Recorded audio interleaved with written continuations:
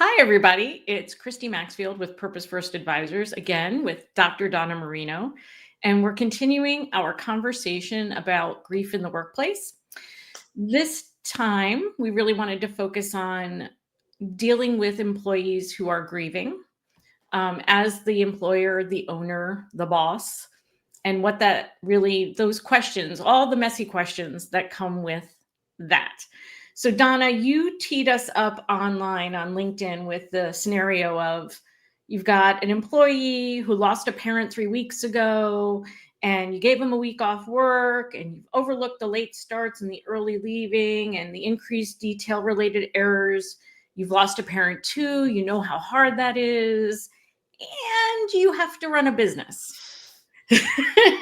Yes. And I Yes. suspect that more than a few people probably saw that one, like, I feel that. That feels really real. Oh, yeah. And especially because I work with family businesses, they care a lot about their people. And some of these people have worked for them 20, 30, 40 years. Yep. And they really feel torn because they genuinely have compassion and feel for this person. And they are running a business and they need people to be on time and to do their jobs correctly. So I think they feel really torn and are very worried about how they handle it. If they're going or when they're going to approach someone, they want to do it with kindness and compassion.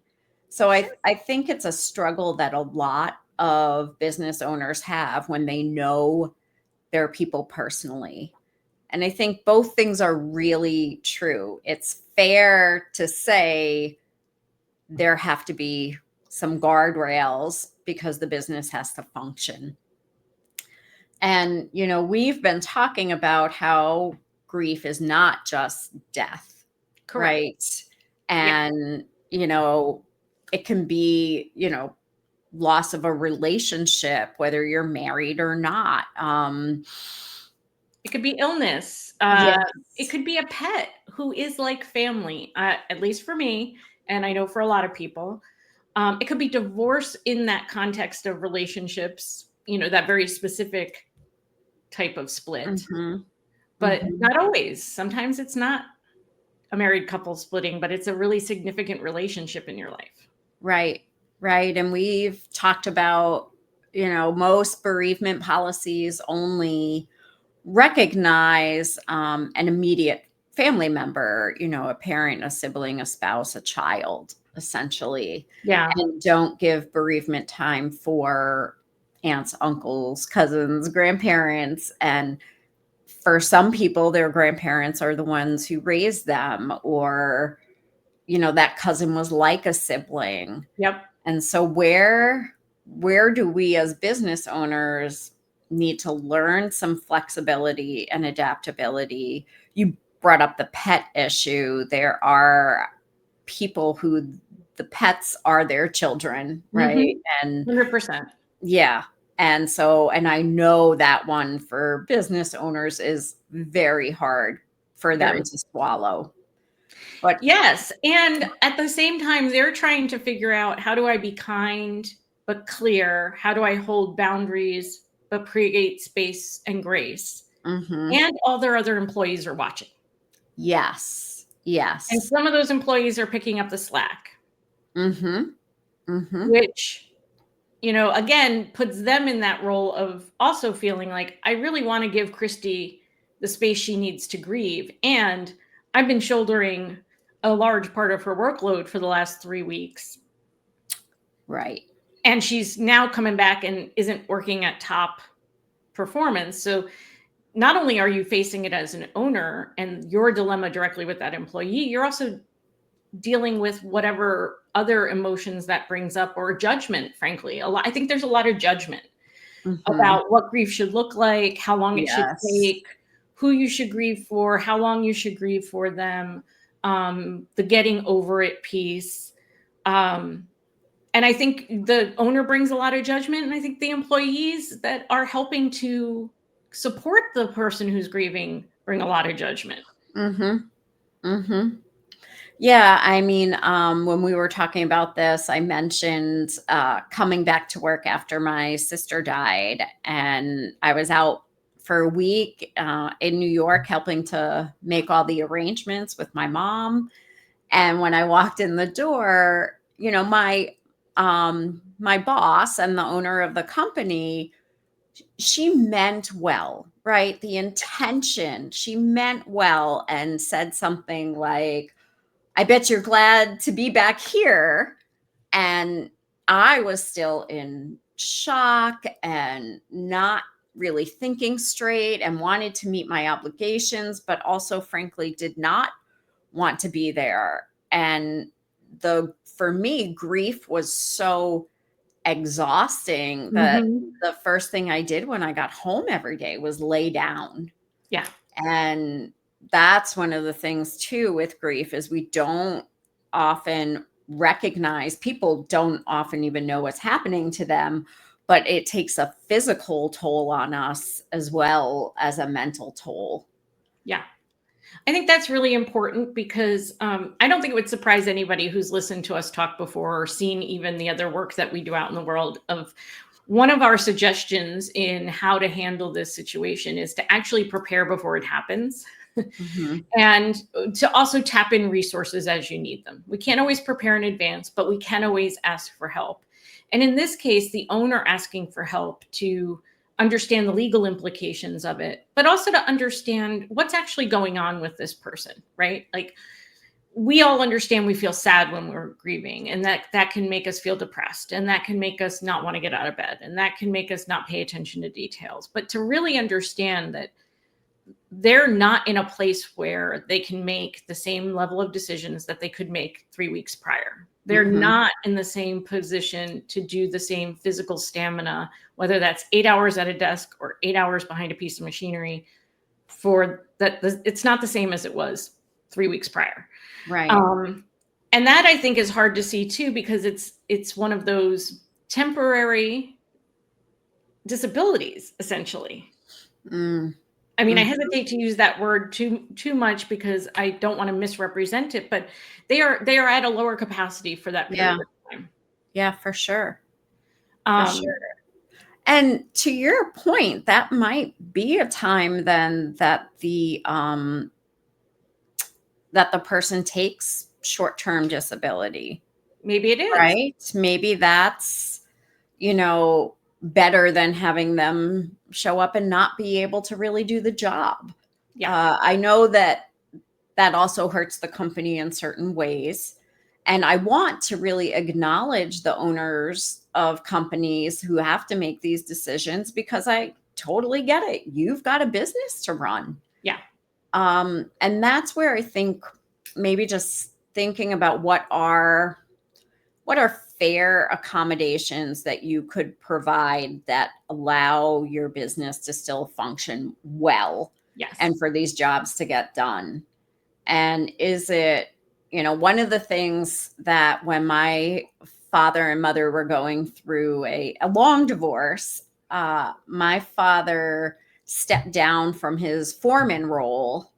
Um, and, you would see it as a demotion, but Mhm. for him, he was like, I really like this. I have a lot less responsibility. I come in, I do my job. I really enjoy my job, a lot less pressure. So it could even be something like that doesn't feel bad to the person and they feel like they could do that job, but maybe not the job they're in right now. Maybe you shuffle people around a little bit. And I know recommendations I'm making are not necessarily easy, but looking at what is the value of this particular employee. Mhm. If you've got an A player employee who's going through this and they're really worth it because you know what a good employee they are normally and like what their baseline is, you're probably going to want to make more accommodations for them. And again, you talk to HR and legal We talk about to HR because and legal. We are I not am not that attorneys. We are person. not HR experts. Right, right. But you're gonna feel more inclined. And it's like looking at what the risk reward is for this particular person. Right. Are they an A player or C player? How long have they been there in the company? Maybe you're I'm hesitating now because I'm not sure, but I'm throwing this off the cuff. Like, does your bereavement policy also sort of like PTO correlate with how long you've been there? And Oh, the reason why I say that is just because, like situations where I've seen someone, and this is more FMLA, but like what happens when someone is like new to a job and something happens, illness, death, one of these things, and now they're underperforming and they're brand new. And how long do you yeah. hold a job for that person? And there's so many nuances to this.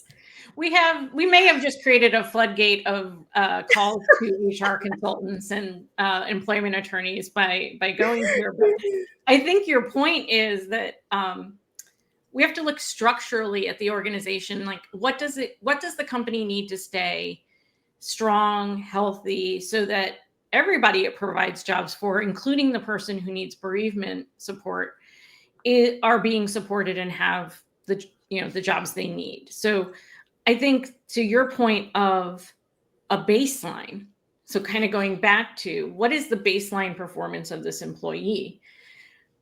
I happen to know that a number of the people I've worked with, especially smaller business owners, where maybe even FMLA doesn't come into play and things like that aren't part of their Mhm. structure, they aren't necessarily doing a regular performance review, and they haven't necessarily created a culture of accountability. Right. Right. And Yep. so there are those folks whose baseline has been subpar, but because of either a desire to avoid or a desire to lead by example, hoping that that would encourage people to change their behavior, or frankly, fear that an underperforming person is better than no person. There's a Yes. lot of reasons why that as an employer, and especially in a small business, you might not be addressing an underperformance issue as directly or as comprehensively as you might. But you have set a baseline of what you will tolerate either Mhm. way. Mhm. And then when bereavement happens and when someone's grieving in the workplace, and those performance factors aren't going to get better under those circumstances, we'd be lucky if they stayed steady, and they're probably going to degrade to a certain level. Mhm. So this is that prepare in advance piece. I think is also about understanding what you need your culture to be when people are Mm. ostensibly functioning at their best, Mhm. and understanding what those expectations are way before we're in a scenario where they're in crisis and you're feeling like you have to do something, otherwise the business is going to suffer. Right. Right. I'm curious, Christy, on what you think people can do to prepare, given all the nuances too that we talked about. Yeah. Do you think that's their bereavement policy? I don't know. I'm curious more about that, ways to Yeah. prepare. I think the bereavement policy and having an EAP program Hugely important. yeah, are Hugely great. important, because this Mhm. falls into the mental health space, right? And again, there's lots of different legislation around that and different accommodations that folks need to make. But I think understanding that on the front end, being really clear about performance expectations from the get-go, and having real-time candid conversations with employees who are both performing at or above expectations, and those who are struggling. Because if they're struggling, we need to find a way to establish whether or not they have the capacity to do it, they have the desire to do it, and they actually want, to be there. Mhm. They get it, Mhm. they can do it, and they want to do it, right? Yeah. So we need to be doing that in real time to begin with. Yeah. And that helps us establish a way of communicating with each other where ideally we can separate performance from person, right? Christy not showing up on Yes. time doesn't mean Christy's a bad person. Christy not completing things to the highest quality that has been expected doesn't make me a bad person. So if we can set up a framework in which we can have conversations about performance and not person, and we can criticize and coach around performance and not person, Mhm. then we already established a baseline that when we come back, I care about you as a person. And the conversation we're going to be having in the context of your bereavement isn't that I want to do something to you because, I'm going to create standards that you can't meet because I don't want you to succeed. It's we've always had these standards. Yep. We were having these conversations before you had your loss. We need to continue to address these conversations. You need to come back and decide, do you really want to be part of this team in this way? If the answer is no, and like your dad, you say, I really want to be part of this team, but I don't want to be part of this team in the same way right now. Yeah. And there's a way we can make that happen, then let's make that happen. But so much of it, I think, is having really solid, well-articulated expectations and a dialogue that's going on well before this, so that when it happens, you're not now suddenly talking about performance issues when you never talked about them before. Because Mhm. that sometimes happens, right? That is so true. One of the situations I see is someone is underperforming. The manager is really frustrated with them, and they don't document, they don't Don't have the conversations, and they know that they should let this person go. But then something happens and they're out on FMLA or something, right? They take that. And now, from a legal perspective and HR perspective, they're like, now we have to wait all this time. Like, we don't want it to look like we're firing them Sure. because of mental health or because of this or because of that. Um, and they have to, they have to watch out for their company and things like that. But they've put themselves in a pickle. Yes. I would say before you look at your bereavement policy, look at your performance policy. If Mm, you have a mhm, policy that you do a verbal warning, then you do a written warning, then you do a final warning or a PIP or a separation, right? Follow mhm. your own policy. As Yes. we've talked about, it can be in some cases as straightforward as I'm just going to send an email, copy HR, copy myself. If I'm the owner, if I'm chief cook and bottle washer, I'm going to have just Right. send an email to that employee documenting what we talked about and saying, just per our conversation, we've both agreed that this, and this has to occur in the next 30, 60, 90 days, and that we'll Mhm, be meeting on a weekly basis to review mhm. those things. You've now documented the situation, Yeah, right? yeah. And you can then, now we have to have those meetings, right? Oh, so Mhm. much time. You're going to spend time one way or another. You're going to spend Yes. time either fixing work that was not done well, fixing things that were straight mistakes or waste, right? Like you're going to waste Mhm. time, money, and energy fixing things, or you're Yeah. going to spend time coaching somebody who you think has the potential to rise to the occasion. Now, Mhm. if you don't think they have the potential to rise to the occasion, whole different conversation. But Right. if you really want to help this employee improve in their performance, follow your own policies. And then when it comes to bereavement, have a conversation, I think, up front of, I know you're grieving right now. I know there's a million things that you're trying to deal with and process.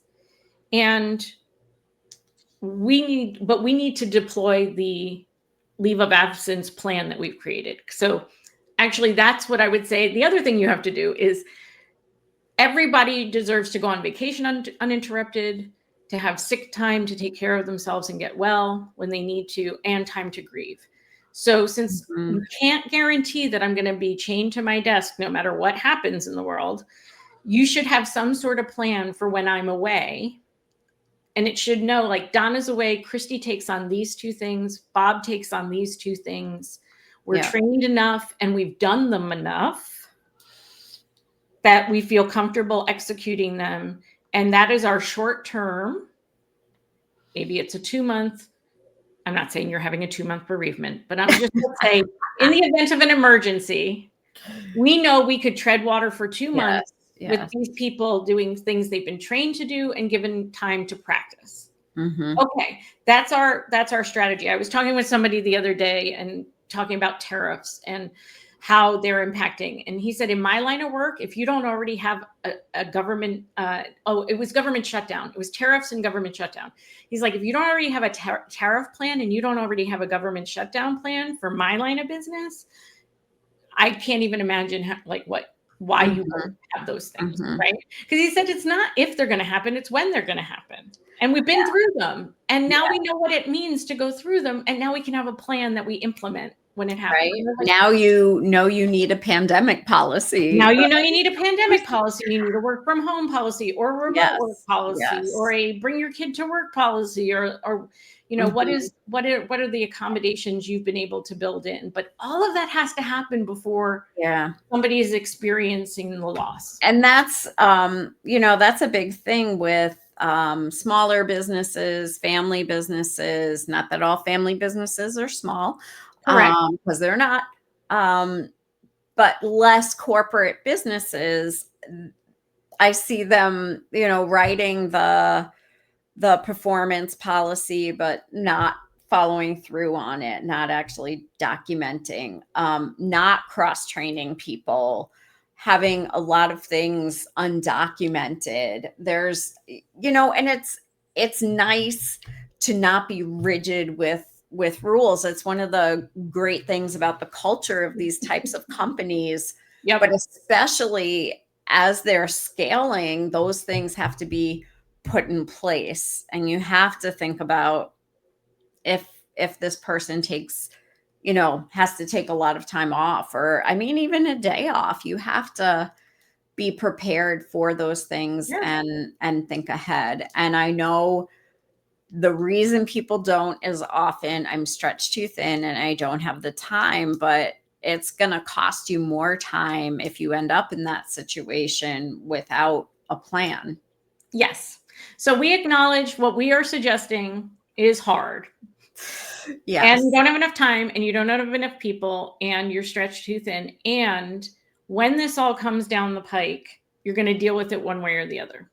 So it's really hard it's like insurance. People would always tell me the hardest thing about selling insurance is nobody wants to think about the disaster.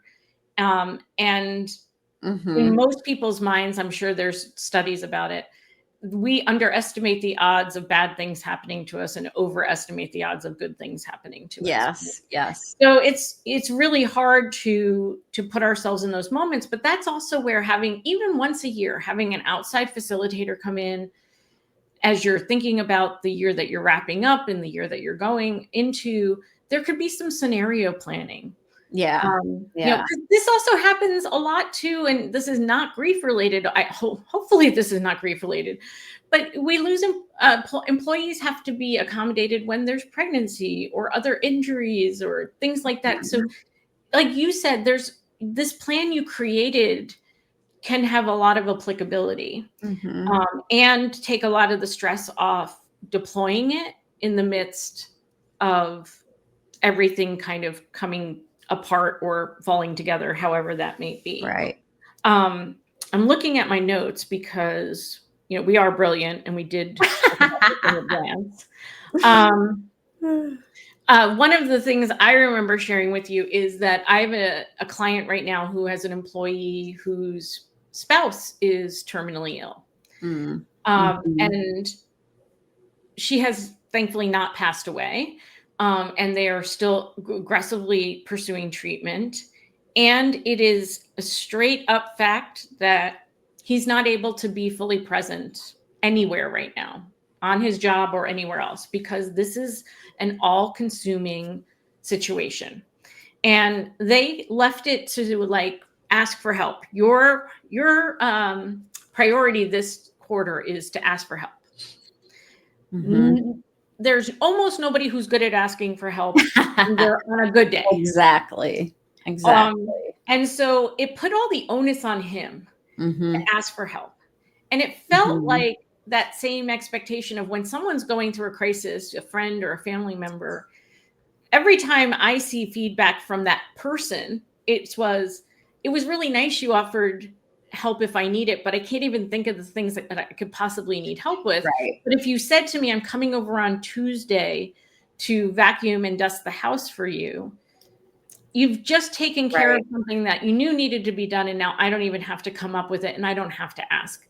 And so I Mhm. suggested the same thing to my client, to say, it's not up to you to decide when you need help. It's now up to us to decide which areas of your job need extra attention that you're not able to provide right now, Mhm. and find a way to support you in that. So maybe you're going to have a buddy on Mhm. certain things that you typically don't have a buddy for. Or maybe we're going to use AI on something, or maybe we're going to record some meetings. I don't know, right? It could look a lot of Right. different ways. Right. But to acknowledge this person needs help, the business needs them to be helped, right? The business Right. needs them Right. to have somebody or something that's helping them be better at their job right now, Mhm. and put it in place. It's not a conversation. It's a, this is how we're going to support you Yeah. in this period of time. Mhm. So I just think the more we can be honest also about what's going on, like nobody wants to talk about a spouse who's ill and possibly dying. Right. I don't want to talk about that. That's scary. Yeah. That's way Yeah. scary. And he probably doesn't want to talk about it because he's probably trying to process, or maybe he does. Because the other thing you shared with me too is, and I've experienced this myself, of sometimes we really want to talk about the thing we're grieving, and sometimes we Mhm. really, really don't. Right. And offering people the option can be really helpful. I was thinking about the kind of coming in late scenario, Ah, and one of the things that you might do is put a morning meeting with them. It could be a 15-minute check-in at that time they're supposed to be there. Give them a little more push, accountability, but also kindness of, how are you doing this morning? yep. What have you got on your plate today? Those kinds of things. Yeah, let me help you prioritize, right? Right, right. Let's do some thinking together right here. Um, Letting them know, this is the most important thing to me today that you get done. I really want Yes. you to focus on that. So, to your point, people who are grieving aren't likely to ask for help. And I know people mean well, of let me know if you need anything. They will rarely let you know. And so it is uh, offering things, or in the company making some things mandatory. I want you to check in the morning, and I want you to check in when you leave. And maybe that's how you get them to be on time and not leave early. Right. Maybe you give them one remote day. Maybe they can get all their work done in 4 days instead of five, and they have an extra day. But, it's not that we have all the solutions, but we're trying to model for you right now some creative thinking. Absolutely. How do you think outside the box, think differently? I do want to return to the EAP Oh, conversation, sure. employee assistance programs, because they can be so helpful. They're worth investing in, but also people often don't know that they have that option, right? That they can Right. get 6 sessions that don't cost them anything out of pocket, or that there is this service ready for them. Something that HR should remind them of during this time, or the owner employer, if you have that program, make sure that they know about it. Yeah. Really encourage them to use that so they have extra support. I would say too, for the really small employers who may not be offering health insurance, that in any community, there are folks who are, their job is to provide assistance, Mhm, usually in low cost or free ways. mhm, Sometimes that's telephonic or virtual. Sometimes it's right locally available in your Mhm. community. But your job is not to become their social worker, but that doesn't mean that you can't provide them with resources, saying, quite clearly, this is out of my depth. Like, if I were you, I would need help with X, Y, and Z. And these are the folks in our community who have committed themselves to providing that type of support. So Mhm. I think a lot of times, again, they might be thinking they need to talk to somebody else, but they're not going to go and search the internet and find somebody and make Mhm. an appointment and all of Mhm. that. But if you can help point them in the right direction, especially with service providers who are accustomed to working with people in crisis, Mhm. there could really be some powerful intervention there, even if you don't have an EAP. Right. And that's something your HR person could just create a list of resources, a one-time thing. It's not like it's going to be a constant time struggle, but something they have for employees. And it could be something too that if you have an employee handbook, you just put it in there Yeah. and remind them, give them another one when you know of a situation. But so employees that are struggling and don't want anyone to know, still have those resources to them. Oftentimes, people don't know the resources that are available to them, particularly when they haven't used these type of resources before, which I just spoke at the Women in Manufacturing conference. People in manufacturing have not experienced mental health services before. Yeah. Um, you And know, I think to our earlier point too, don't assume. mhm, mhm, Just because I'm in an office doesn't mean that I've had any more likely to have had that type of service experience either, yeah, right? yeah, But I think sometimes, especially if your employees are really good at projecting their mhm, confidence and competence, right? That we'll just assume, oh, well, if Christy needed something, she would know who to go to, or I'm sure her mhm, support network yeah, is really well resourced, or Christy used to work in nonprofits. I'm sure she knows people, and if she needs them, she'll reach out.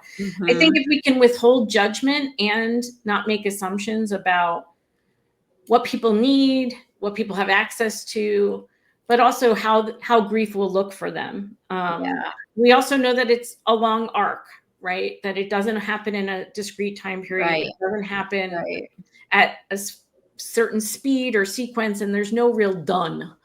Um, mhm, Grief, it mhm, doesn't act like that. So having proactive conversations and being able to check in with folks, normalizing a conversation about just mental health and wellness in general, so that if people are struggling, they have some language to communicate to their team, like, I'm struggling, I'm not asking mhm, for anything in particular other than for you to know that right now I'm moving a little slower, taking on trying to really focus on one thing at a time, whatever the case may be. yeah, yeah. And I know this is a really hard thing for owners, and that some of the things we're suggesting are probably getting rolled eyes and like, oh my God, I could not do that. Are you kidding me? I'm trying to run a business here. Mhm.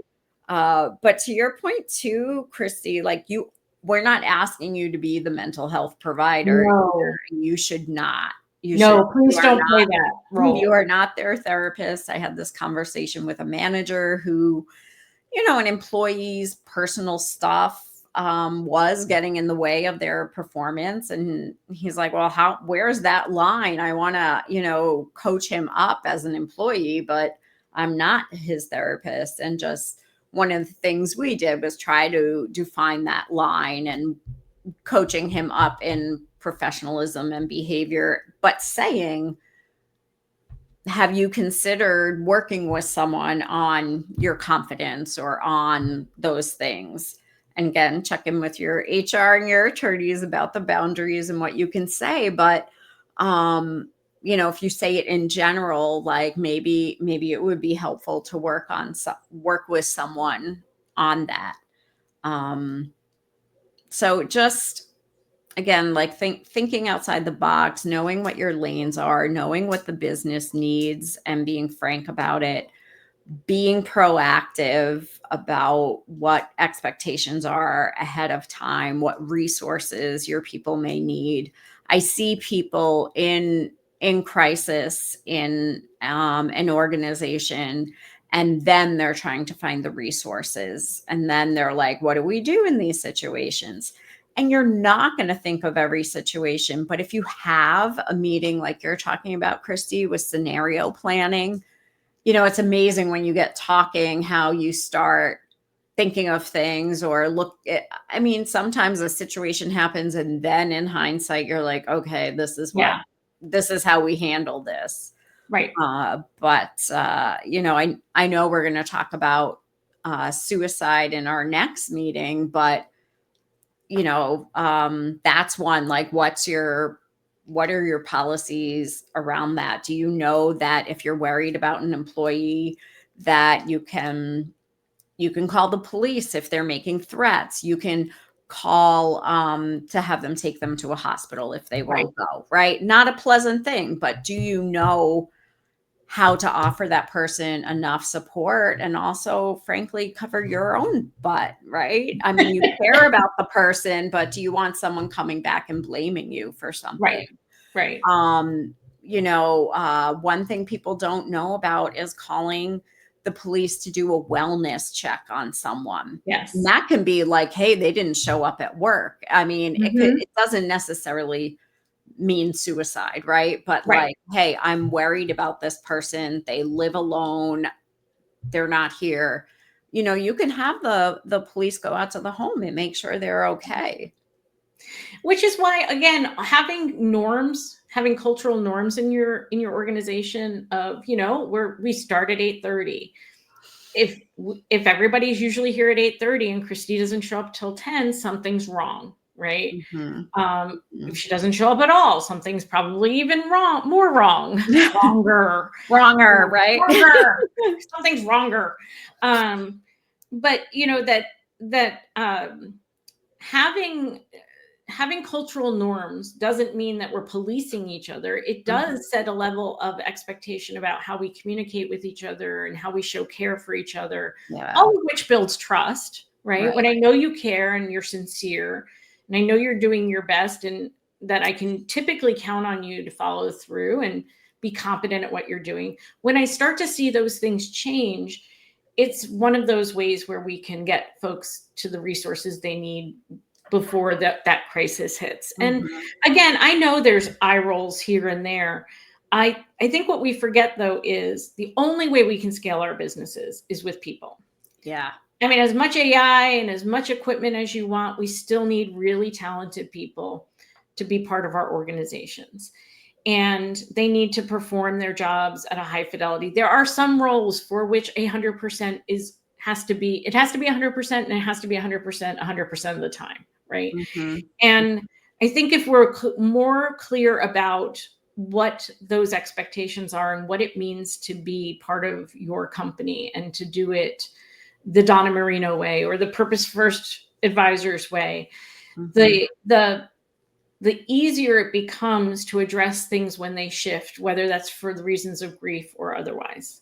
Mhm. Um, Mhm. and that, to me, is the part that owners tend to think will happen later, right? Mhm. Like, once I get this next big contract, once we get to this revenue letter, Yes. or Yeah.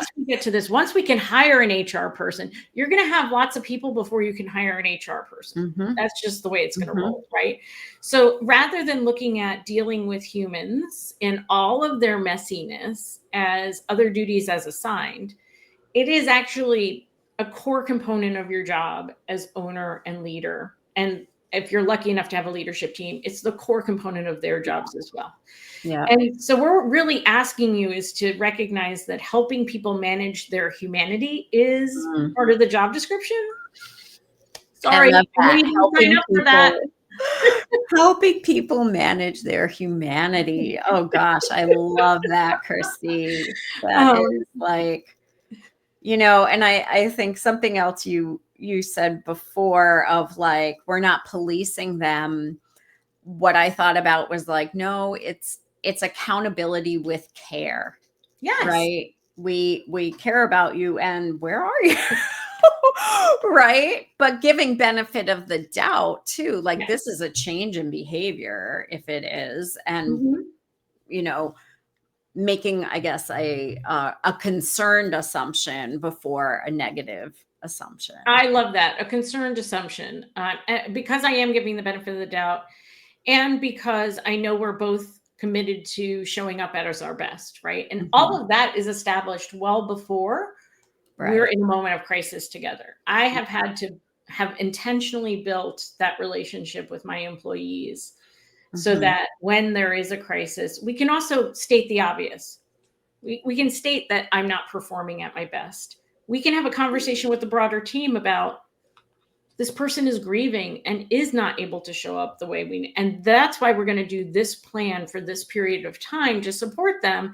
And then Mhm. at that inflection point, figure out what's next. Because it's not an indefinite accommodation. It Right. can't be. We can't afford it to be No. financially. We can't afford it to be from a morale perspective. And we also need to be able to have a candid conversation of, if this is how so radically changed your life right now, then we need to deal with that new reality, Mhm. right?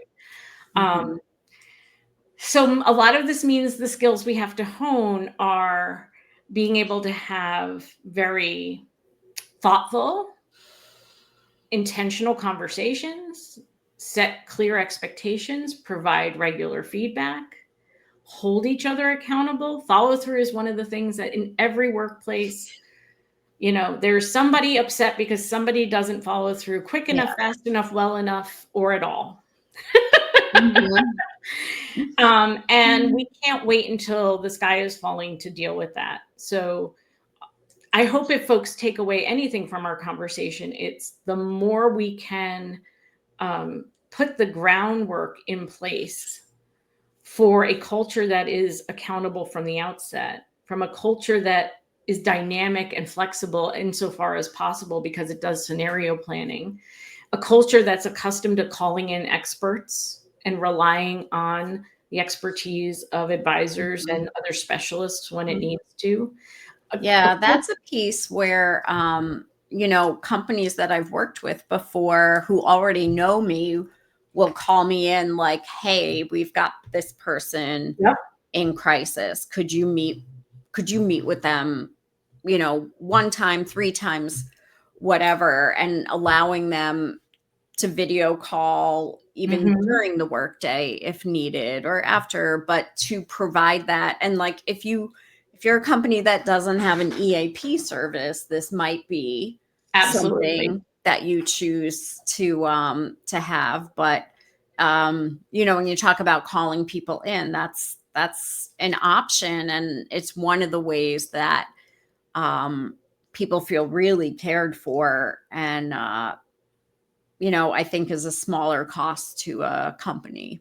Yes, absolutely. Because Mhm. also, when in doubt, you need more brains at the table than less, Yeah. especially if you're not feeling very creative in how to support the Mhm. employee, or you just come from a tradition that's a little more black and white. And Yeah. everything we've been talking around grief in the workplace is all shades of gray. Yeah.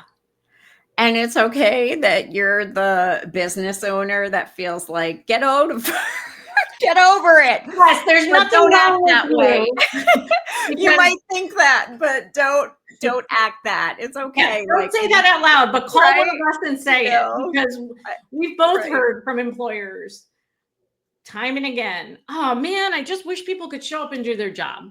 right. I "Can you wish they keep could your just get it emotions at together, home? Can check you, it like" outside the door, and come in," Yeah. because I do. Right, right, and I I get called do. in all the time because, I say, like, people problems, that's what people call me in for, and business owners that are just really all about the business, and that's okay. I'm not saying they're neglectful of their people, but they're like, "I don't wanna deal with the drama, I don't wanna deal with this, I don't wanna deal with that," and they know their lane, they know they're not good at it.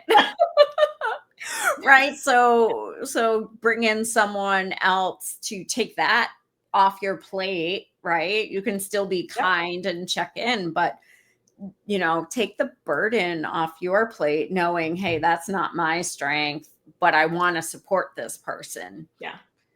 And even as you build leadership teams, looking for those people who are very good at managing others, managing, coaching, and Mhm. empowering others to be their best Mhm. selves. Because so much of moving from an individual performer role to leading people, Mhm. we usually call it manager, but Yeah. you're really leading people. And now your metric of performance is really about on how well the people you manage do at their job. Yes. Yes. And we provide very little support and training for people in that area.